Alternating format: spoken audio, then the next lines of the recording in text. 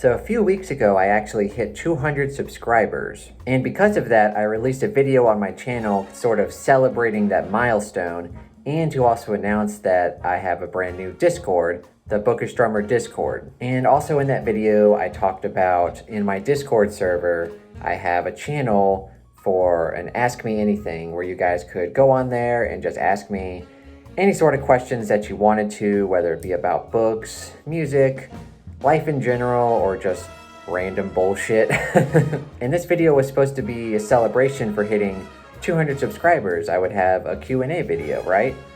Well, it turns out that in those couple of weeks, I actually hit 300 subscribers, which just astonishes me. I'm supposed to be celebrating 200 subscribers with this video, but I'm already celebrating 300. And it just baffles me. Like, for my yearly goal was to hit 100 subscribers, and I'm already at 300. And I'm just astonished by the growth of this channel. I really am. But either way, 200, 300, makes no difference.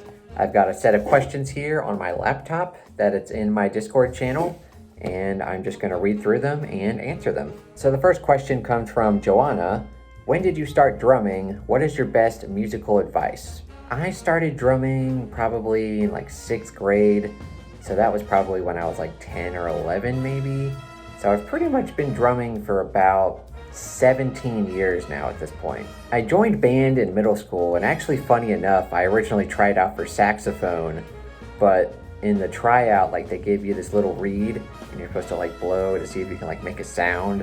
And I couldn't do that, and they were like, how about drums? And I was like, all right. So in middle school, it was basically just me learning just regular concert band stuff. Like you'd have snare drum, bass drum, and then you learn a little bit of a bunch of other different instruments. But it really wasn't until about like 8th grade when I got a drum set and I joined jazz band that I started to learn how to play drum set more. And that's really my real love for drumming, is the drum set. And I've been in marching band in high school and in college, and that's a lot of fun. But for me, my real passion for drumming is on the kit. And as far as my best musical advice, I would say that if you're really interested in music, it's very important to have practice time, but it's also important to not practice too much, if that makes any sense. Because what happens with a lot of people is that they practice and practice and practice, and they get really good at their instrument, but all of the love for the music and why they started doing it in the first place slowly starts to dwindle away. So for me, what I would do, I would practice whatever I would have to practice for, like in 15, 20-minute intervals. And then for, 15, 20 minutes, just play whatever I wanted to play. So if I had a piece of music that I needed to learn how to play, I would practice that for a little bit, but then I'd go play Led Zeppelin for like 20 minutes. Just do what I love to play, and then focus more on what I need to learn how to play. All right, Evie has a few questions here. What's your favorite style, type of drumming? Who's your favorite drummer? So my favorite style of drumming to play would probably just be rock. That's kind of what I've played most of my life. But in terms of listening, which is different, I love to listen to jazz drummers play. I'm not a very good jazz drummer per se, but I love listening to jazz drumming. You give me any sort of classic rock song or classic rock band, and I can fairly easily emulate that sound or get into the groove with a classic rock band or just any kind of rock music in general. But with jazz drumming, it's really hard for me to replicate that sound, but I love listening to it. And my favorite drummer is John Bonham from Led Zeppelin. My all-time favorite drummer, hands down. In my opinion, he's the best rock drummer who's ever lived. I know people love Neil Peart, rest in peace, but for me, John Bonham is the best. Evie also asks, who is an author you are most interested in but haven't read anything by them yet? That would probably be Jen Williams, the author of The Ninth Reign. I actually have no idea what this trilogy is called. I don't know, but this is the first book in whatever trilogy this is, everyone's talking about it and everyone seems to pretty much think it's pretty good. So I'm very interested in trying it out and seeing what it's all about. Evie also asks, how would a woodchuck chuck if a woodchuck could chuck wood? 7. Patrick asks, favorite band artist that inspires you to drum? So for a long time, Led Zeppelin. Led Zeppelin is my all-time favorite band, and like I said, John Bonham is my all-time favorite drummer, and I would very much try to emulate his sound, which is damn near impossible, but it was so much fun just listening to all of Led Zeppelin's music and just gathering ideas from them. But right now, probably my favorite artist that inspires me to drum is a younger female drummer named Anika Neelas. She's superbly talented. She has a few albums out. I guess the best way to describe it would be sort of progressive fusion, something like that. But her albums are all instrumental, and just I love her ability to utilize different time signatures. Most songs are just in 4/4, 1, 2, 3, 4, 1, 2, 3, 4. But all of her songs, or most of her songs, are in kind of weird time signatures, but she makes them sound unique and she makes them have good flow to them. A lot of the times artists try to utilize different time signatures, but it sounds very clunky. The way she does it, it's just very smooth and seamless, and I love her drumming ability. Patrick also asks me, who would I advise someone to read if they're starting out to read besides Stephen King? And I wouldn't necessarily say Stephen King is a good starting point anyway, but I would say that Brandon Sanderson gets a lot of people back into reading. From what I've seen, a lot of fantasy booktubers are kind of similar to me, where they started reading out early in their life, like elementary school, middle school, but by the time they got to high school and college, they either just stopped reading altogether or they just didn't have the time for it. But then afterwards, they got into, fantasy, and they got into Brandon Sanderson, and that kind of just starts the avalanche of reading all these fantasy books. So I would say Brandon Sanderson is a terrific place to start if you haven't read in a long time. And I'm sorry if I'm pronouncing this incorrectly, but Rookfash asks a few questions. Have you ever read manga? No, I'm not a huge fan of comic books, manga, graphic novels. I love to kind of imagine what the book is about in my head, and having pictures there for me, I'm not a huge fan of. What is your most suitable amount of pages in a book? That depends a lot. And it's funny because Stephen King writes these huge 1,000-page books, and I'm not a huge fan of them because of the pacing. But then someone like Sanderson or George R.R. Martin will write a 1,000-page book and I'll love them. So I don't really think it's necessarily the amount of pages, more so the pacing. Because you could have a 1,000-page book that's paced terrifically, like The Way of Kings, or you could have a 400-page book that's slow as molasses and it sucks. So I would say in general, though, if it's more than 700 pages, it's got to have really good pacing for me to want to read it. I would say a lot of the times, though, the sweet spot is probably between 400 and 600 pages. It's probably the best. But like I said, it's very variable. How did you come up with the idea of making YouTube content? 4 years ago, I actually made a few YouTube videos that are really terrible.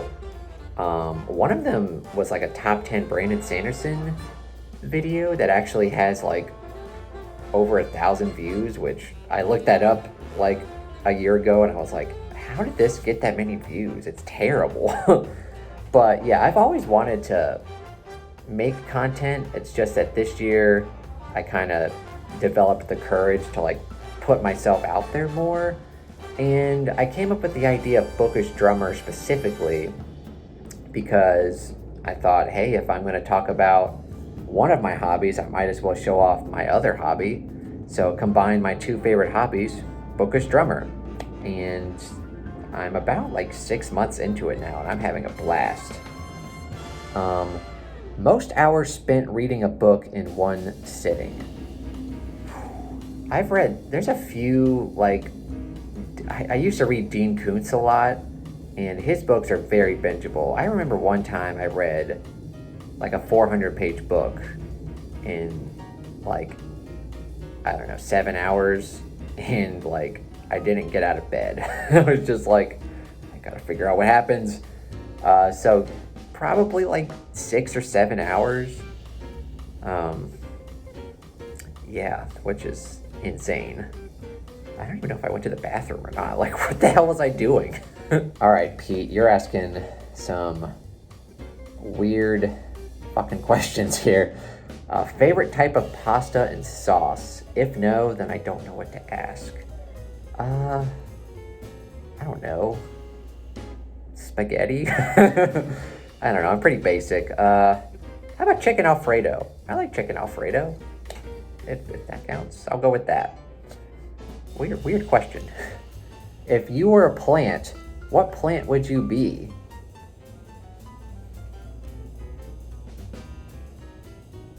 I don't fucking know. I don't fucking know. I'm gonna be a California redwood tree. How about that, Pete? Yeah. Fucking tall ass tree. How about that? Also, what's your favorite scented candle smell? Ooh, probably like,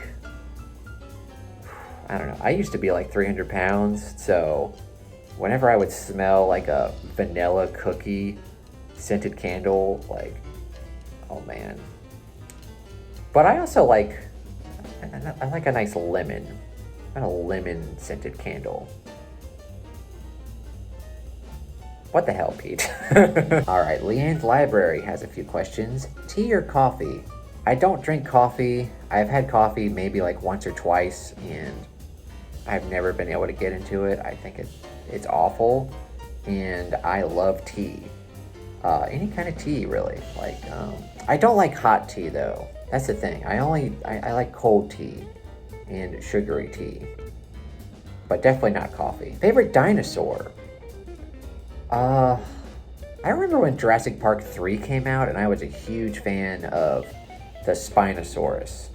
Like, it looked like a more menacing T-Rex. Like, it had the huge spine, but then it also had like the huge arms with it. I was like, holy shit, like this is way more impressive than a T-Rex. So yeah, probably Spinosaurus. Is that a real dinosaur? Or did they just make that up? I used to be really into dinosaurs when I was a kid, and now I have no idea. Like, I could name like hundreds of dinosaurs, but is Spinosaurus real? Okay, fuck it, I have to look this up now. Okay, it's coming up here. Yeah, it's real. All right. Fucking Spinosaurus. All right, current favorite TV show would definitely have to go to Rick and Morty. My all-time favorite TV show is Family Guy, but right now Rick and Morty is just fantastic. It's so bingeable. It's so funny. They pack so many jokes into like just 20 minutes, and it's very funny, but it also has these rare moments of like just really depressing nihilism. And it's just fantastic. And season 5, it's not my favorite season, but it's been pretty good so far. Josephine asks, what do you want to do when you grow up? I want to have read all of the books. All of them. Will that happen? No, but it is a goal of mine. I want to read all of the books. Favorite mystical creature? How about a well-behaved dog? I have 3 dogs, and I love them, but they all annoy me in different ways, and I want all of them just to be well-behaved, but it will never happen. But probably my favorite mystical creature is probably mermaids. Like, they fascinate me. And I remember one time, it was either like the Discovery Channel or Animal Planet, and they did like this fake documentary where they were trying to convince people that mermaids were real. And for like half a second, I believed it. And I was like, yes, mermaids. But yeah. And it kind of makes sense if you don't think about it. Josephine also asks, what's your favorite reading related memory? For me, anytime a book can like really suck me into the story, a lot of the times if I'm reading, like I'm well aware that I'm reading a book. Like a lot of people, you know, they say like, oh, I get so lost in a book that I'm not even aware that I'm reading. Most of the time I'm perfectly aware that I'm reading a book. But it's the times that like I really lose myself in a book that really stands out. And some of the books that have really done that for me are The Dead Zone by Stephen King, which is my favorite Stephen King book. A few of the A Song of Ice and Fire books really did that, which might be cheating because I watched the TV show before. I watched the first 4 seasons before I read the book, so maybe that doesn't count. But then right after that, I read The Way of Kings by Brandon Sanderson, and that really just took me to a whole other place while I was reading that book. And so my favorite memories of reading are when I'm like transported to a different place completely, and I'm completely unaware that I'm reading. I'm just like, yeah. Himvar asks, frogs or toads? You know, I'll be honest, I'm not really sure what the true difference is between frogs or toads. I'm gonna look that up. Frogs versus toads. Frogs have long legs, longer than their head and body, which are made for hopping. Toads, on the other hand, have much shorter legs and prefer to crawl around rather than hop. I'm definitely a fan of hopping, so I'm gonna have to go with frogs on this one. Damn toads. And we have Evie back with another question. If you could rewrite any of your favorite novels, what would it be, why, and what would you change or add about it? That's a very difficult question because if they're my favorite novels, then that instinctively means that I wouldn't want to change anything about them, which is usually a requirement for my 5-star books. Books that I give 5 stars, a requirement is that I wouldn't change anything about them. So this is one I'm going to have to think about. So let me get to that right about now. All right, after some careful thought and analysis, not really, I was gone for like 30 seconds. But what my favorite series of all time is A Song of Ice and Fire, but it doesn't mean that it's a perfect series, even though I do give all the books 5 stars.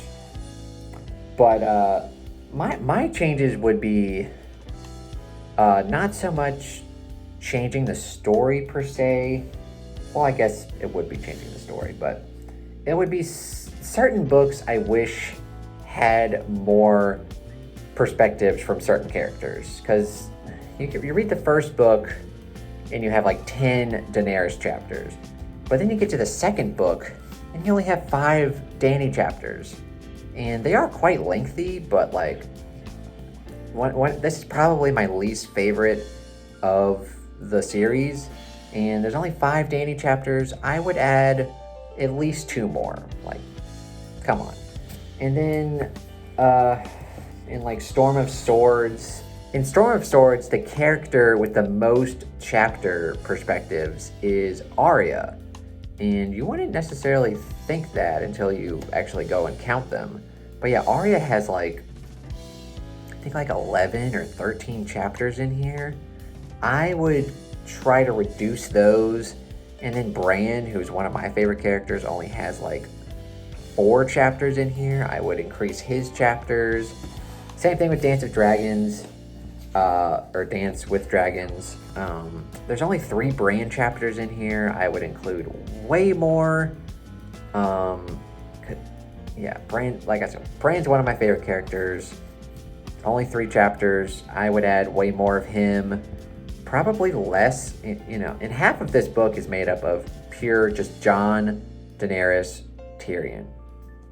I would probably take away a few of the Jon chapters, maybe just combine them. Same thing with Tyrion, and just give Bran a little bit more screen time, because his chapters, I know this is probably an unpopular opinion, but his chapters to me are very intriguing. So probably, A Song of Ice and Fire, it would just be changing around the amount of perspectives that any given characters get. Not necessarily changing the story, but adding or subtracting the point of view chapters. Andrew asks, rewrite, burn, and keep 3 Stephen King books. Same rules as Kiss, Marry, Kill. There's a surprising amount of Stephen King books that I want to burn. So if we're going with this, burn would be, I would burn 2 books actually. You're only supposed to burn 1, but I'm going to burn 2. And that would be The Talisman and Black House, co-written by Stephen King and Peter Straub. This is my least favorite Stephen King book that I've managed to finish. And then this is the only Stephen King book that I've not managed to finish. I've started this at least 4 times, never been able to make it through it. And so I would burn these and then rewrite. This might be unpopular, but maybe not, if people will hear me out here. I would rewrite it. So I definitely have an unpopular opinion that this book is overrated. It's not that I don't like it. I would give it ultimately around 4 stars. Has terrific characters, and that's the main thing it has going for it. For me, the things that drive me crazy about this book is the pacing. It's extremely slow, and it feels like this book needs to be heavily edited, and also the ending.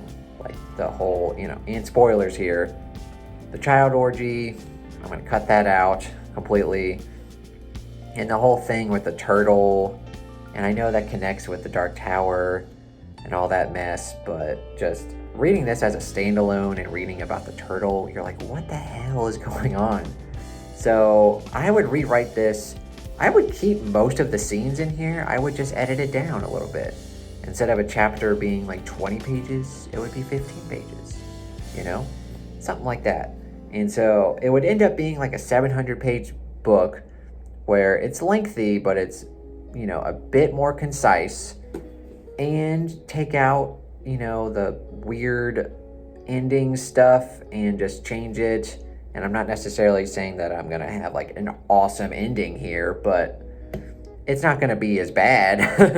And then the book that I will keep is The Dead Zone, which is my favorite Stephen King novel and my 3rd favorite book of all time. So I would keep it. Zozo asks, which is a very cool name, by the way. Zozo asks, what is your earliest memory of reading?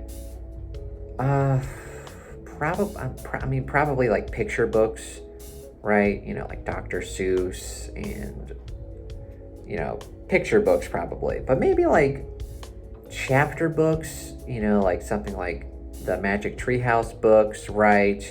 Or the Boxcar Children, I remember really liking. So in terms of like chapter books, yeah, those are probably the earliest books that I can remember reading. Zozo also asks, who is your favorite literary villain? That's something I'll have to think about as well. All right, so I have a few interpretations of this. So favorite literary villain, either a villain that I love to root for, or a villain that I just absolutely despise. So for the first one, villains that I actually love to root for, I'll have to go with You, which is Joe Goldberg, which is about a sociopathic stalker of women. And, he's not a great guy, but the books are just written in a way that are so darkly funny that you can't help but fall in love with Joe Goldberg. And just the contempt that he has for the characters in the book, you can't help but like root for him because the people are kind of shitty, even though he's a criminal. But oh well, I'll root for him anyway.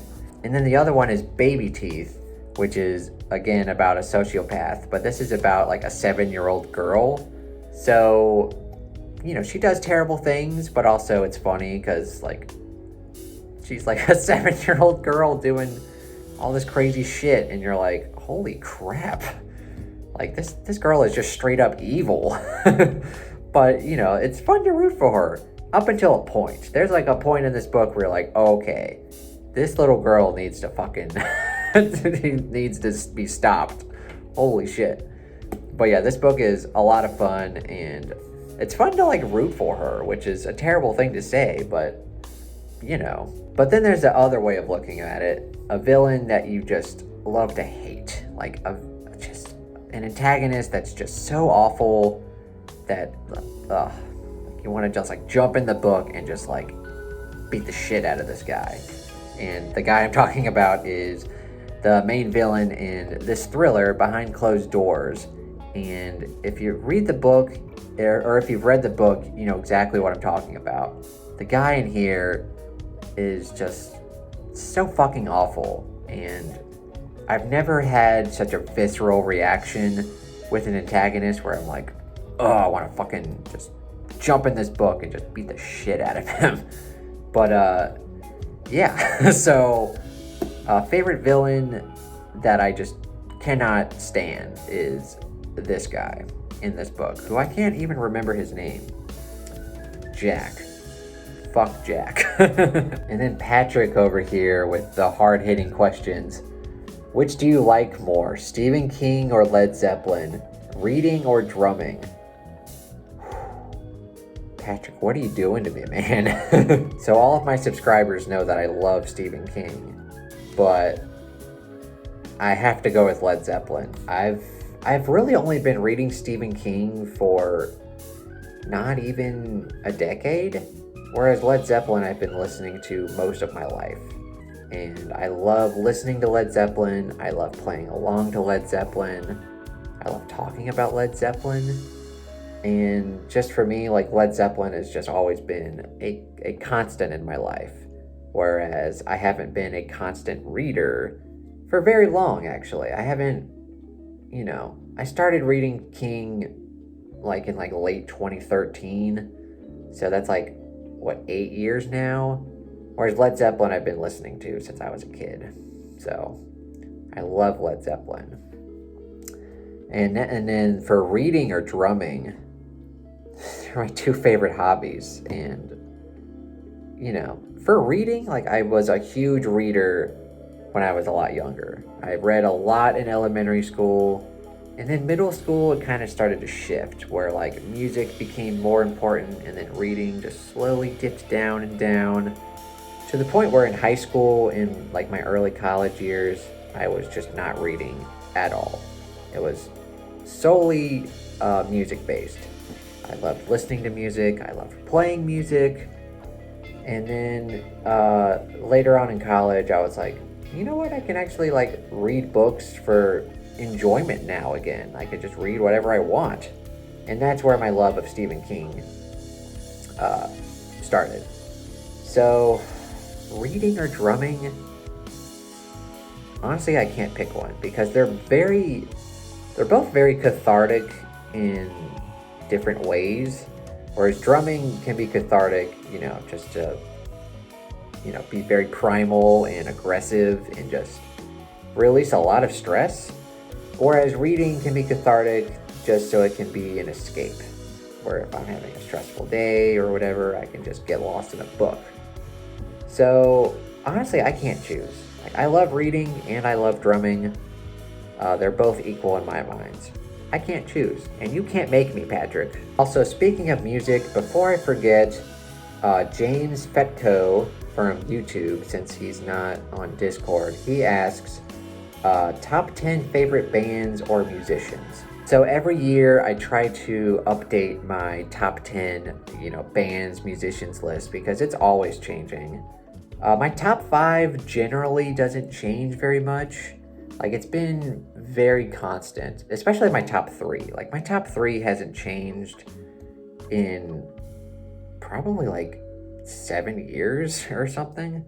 So I'll go ahead and say my top three, which is Pink Floyd, which is my third favorite band. Steely Dan is my second favorite band, and of course Led Zeppelin is my favorite band. But then some of my other favorite bands or artists would include Elton John, Dream Theater, Haken, and this might come as a surprise for a lot of people, but I am an unabashed fan of Lorde.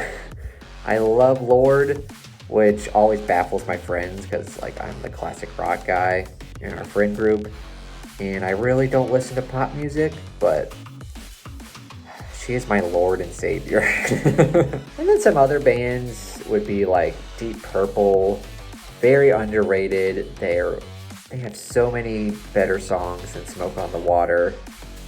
I'm sure I'm missing a few artists. Jimi Hendrix, I love Jimi Hendrix. And Anika Neelis, like I said, she's one of my favorite drummers. I also love listening to jazz groups, so I love Snarky Puppy, I love Steve Gadd Band, I even love classical music. In high school and college, I listened to a ton of Beethoven and Tchaikovsky. So probably all of that is like my favorite music. And I'm sure after I film this, I'm gonna think of a couple more that I forgot to mention here, but those are like my favorite artists. Andrew is back with some more questions. Who is better, George R. R. Martin or Stephen King? And of course, this is very tough because they're my two favorite authors. And for a long time, Stephen King was my favorite solely because of the volume of books that I read by him. And George R. R. Martin, after I read A Song of Ice and Fire, quickly moved up to number 2 on my list. And I really wanted to put him at number 1, but at that point in time, it had only been 5 George R. R. Martin books and probably like 30 or 35 Stephen King books. And even though some of the King books I read weren't great, while as A Song of Ice and Fire is my favorite series of all time, it was just hard to reconcile that. And it wasn't until I read all of George R. R. Martin's older works, like all his older sci-fi and horror from the 70s and 80s, that's when I bumped him up into my number 1 spot. So George R. R. Martin is better, in my opinion. Even though Stephen King has a more total amount of books that I enjoy, George R. R. Martin is just better. All of his works has some kind of value to me. And most of his books I would give 4, 4.5, 5 stars. Where Stephen King, a lot of his books don't even get 3 stars. So yeah, George R. R. Martin I think is better. He also asked, if you had to choose one author to save from a burning building, who would you save? Sanderson, King, Sullivan, Michael J. Sullivan, or Rothfuss? Well, it definitely wouldn't be Rothfuss. Honestly, if those guys are in a burning building, I'm not going in there. Jesus. I mean, I'm not that brave, so I would not go into a burning building to save any of these people.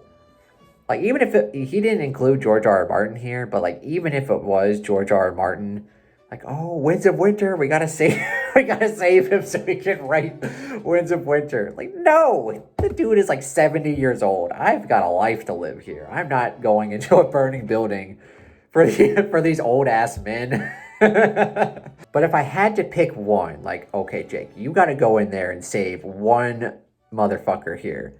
I guess it would be Sanderson, just because I want to know how Stormlight ends. Rothfuss, hell no. King, he's like he's elderly, like, fuck that. Sullivan, I mean, I like his works, but like, he's not like an all-time favorite author for me. But Sanderson, he's my third favorite author, and he's nowhere even close to finishing Stormlight Archive, so I guess I'd go have to save fucking Sanderson. Andrew also asks, if you had to move right now and can only take 10 books with you, what are you choosing? Jesus Christ, Andrew. All right, give me a moment here. So speaking of George R.R. Martin, it's kind of crazy that most of the books that if I had to move right now, a lot of the books that I would take are George R.R. Martin books. So, I'm collecting a lot of his older stuff that are kind of hard to find in print that are in good condition. So I would take a few of his older works that are just really hard to find in good condition. So something like Songs of Stars and Shadows, really old copy. Sand Kings, A Song for Leah, which is his very first published book, which came out in like 1976, I believe. And then this book was really hard to find. Songs the Dead Men Sing. Very good collection. Ignore the weird cover. And then also I have my really pretty illustrated editions of A Song of Ice and Fire that I would definitely want to take. So you got, well, this is all out of order, but Game of Thrones, Clash of Kings, Storm of Swords. Really nice, pretty illustrated editions I would want to take with me. And then probably something like Daisy Jones and the Six, which is a top 10, possibly top 5 book for me. I read this this year, and it's definitely a book that I know I will be rereading at least once a year for the rest of my life. Like, I want to reread it right now.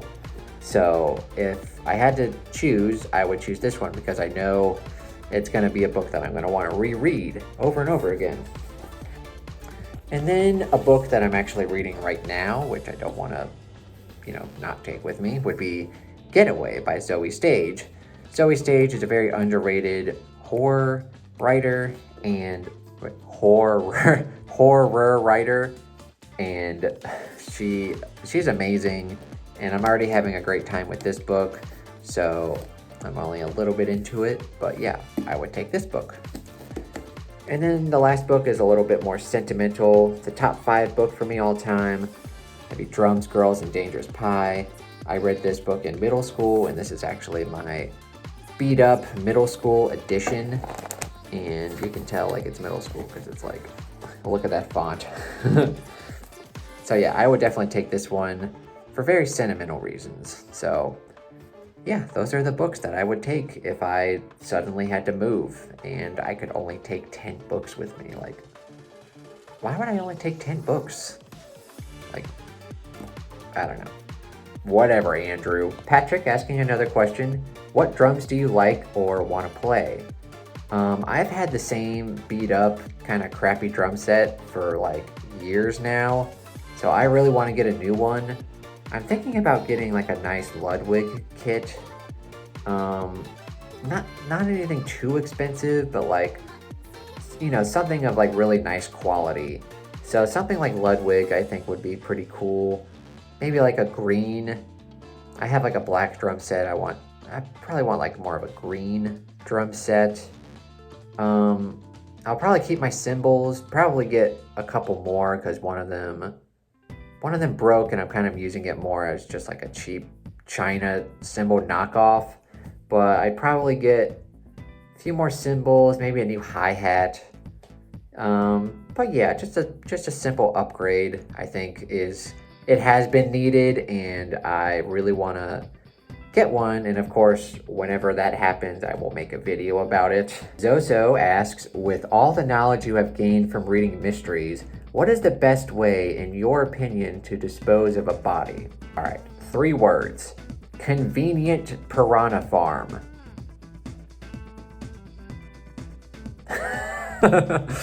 All right, and Andrew asking probably the most important question here. What is your favorite dick joke and why? All right, so I'll tell you guys one of my favorite jokes that I heard Norm Macdonald told on Conan a few years ago, or probably a long time ago at this point. So a man is in the hospital and his wife is in a coma. And he's asking the doctor, like, how long is she gonna be in the coma? How long do you think, Doc? And the doc kind of looks at him and he's like, well, it's hard to say. It could be 2 days, it could be 2 weeks, it could be 2 years. Really, we're not sure she'll ever recover from the coma. Well, we're not sure if she's ever gonna wake up. And he's like, well, is there anything I can do to help? I'm desperate, Doc. I'm willing to do anything. And the doc kind of looks at him and says, well, there is one method that I've heard of, but it's a bit unconventional. And the man looks at him and is like, oh, I'll try anything, Doc. Just lay it on me. Just tell me what to do. And the doctor says, okay, you go in there and you have oral sex with her. And the man says, really? And the doc says, yes, I know it's a bit taboo, but I've heard of cases where it shocks the woman's system and it just wakes her right up from the coma. And the man says, well, I'm willing to try anything. So the doctor leaves the man alone with his wife in the hospital room. About 5 minutes goes by and the man runs out of the hospital room screaming, doctor, doctor, doctor. And the doctor runs up to the man. What's wrong? Is she awake now? And the man says, no, she's choking.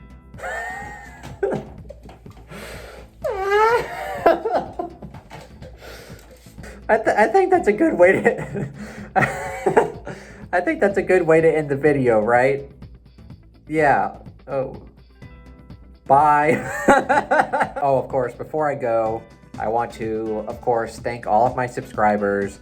My first 200 subscribers, and now all of a sudden my first 300 subscribers.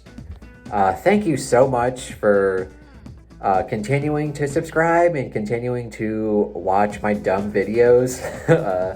I thank you from the bottom of my heart, and I'm just having a blast doing this, and as long as you guys keep watching it, I'm going to continue making it.